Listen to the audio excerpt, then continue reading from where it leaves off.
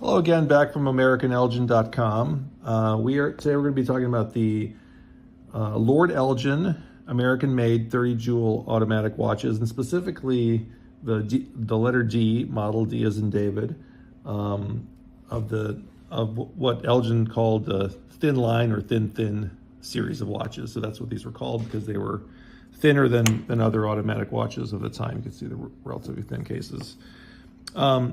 These are what Elgin generally called the D models, although sometimes you'll see advertising for these and they don't mention the model name.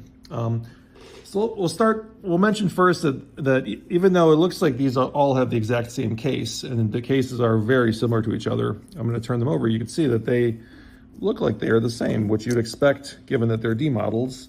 But in fact, and they are all made by Star Watch Case Company out of Michigan. And you can ignore the engraving in the back. That's not relevant to this point right here.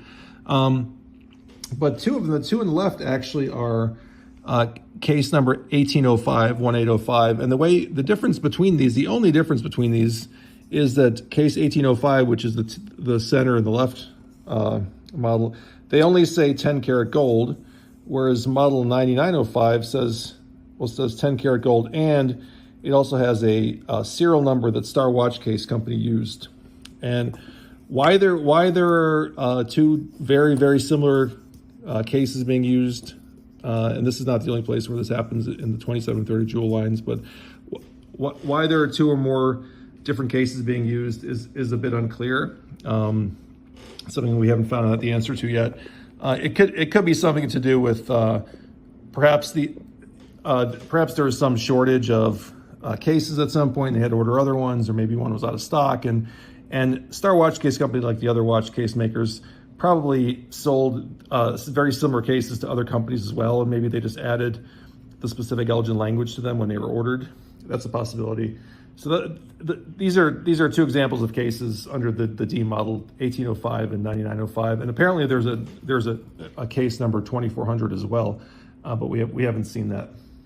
So these are 33 millimeter cases diameter, and just for comparison, I will put in here a US half dollar from that time period, which is 30 millimeters or 30.5 millimeters.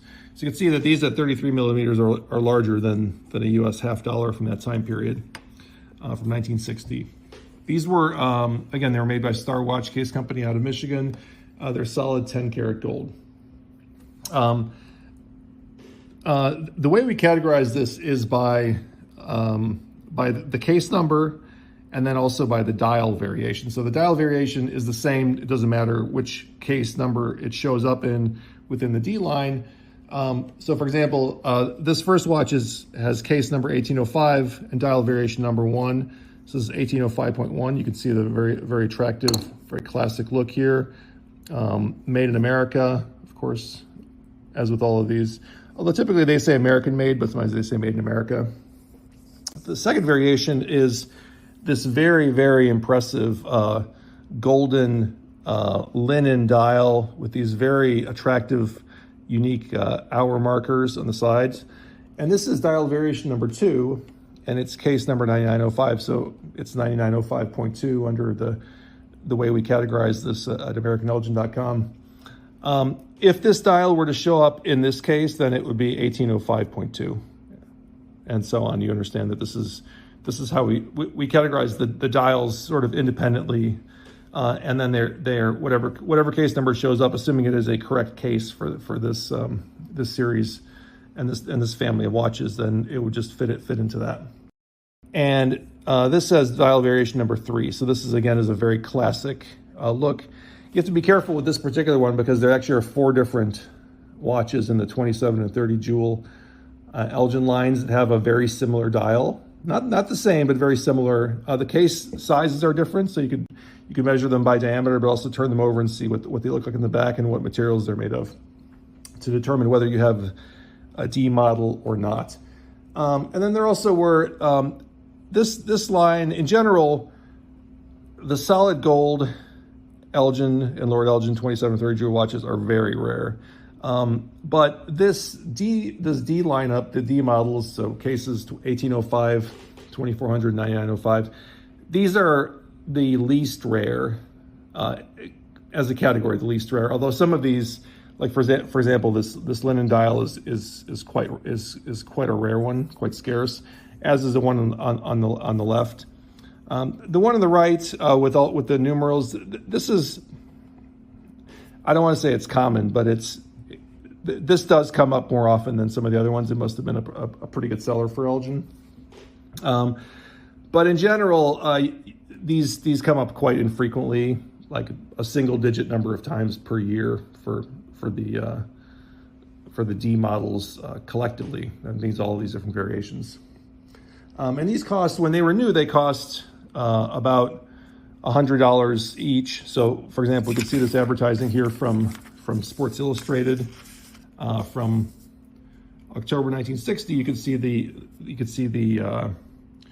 variation with the linen dial, and then we'll go over to the first watch we looked at, which is this one here. You can see exact same watch, and this is the Thin-Thin 30D, which was $100. So it's interesting that $100 doesn't seem like a lot of money for a solid gold watch, but you have to remember that first, the price of gold in 1960 was pegged at $35 to 1 ounce of gold, and today an ounce of gold is over $3,000. So you can see it's gone up almost 100 times more in value.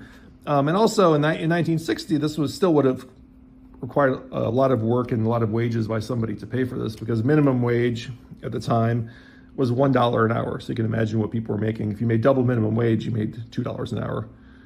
So it really would take a lot of work, a lot of money to pay for one of these. These were quite expensive. And you can see it's interesting that you can look at the watch here at the top of the picture is a C model, and that's not what we're talking about here, but I'm just pointing it out because the price of the C model here is $84.50. So the C model was not solid gold. It was had a thick kind of gold filled or gold, basically a thick gold plating, but it wasn't a thin plating, but it certainly wasn't solid gold.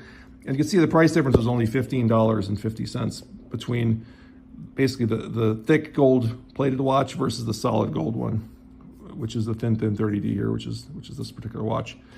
So the price difference wasn't that large. Again, that has a lot to do with the fact that gold was not quite as expensive back then as it is today relative to what other things cost. The final version we're going to look at here is this one. This is, again, also, of course, the picture is much larger than the watch, but the watch is a good size for that time period. 33 millimeters for men's watches is a very, very decent size. Again, this is a $100 watch, DuraBalance, self-winding, waterproof. I certainly would not recommend testing the limits of that with any kind of vintage watch. But originally as sold, that is how they marketed these watches, as being shock resistant, waterproof, and so on. So these were good watches. These were some of the top end of the Elgin lineup and within the Lord Elgin family. If you'd like to find out more information about the D models of the Lord Elgin 30 Jewel watch series or other models, all the information we have on each of these lines is available at AmericanElgin.com. Thanks.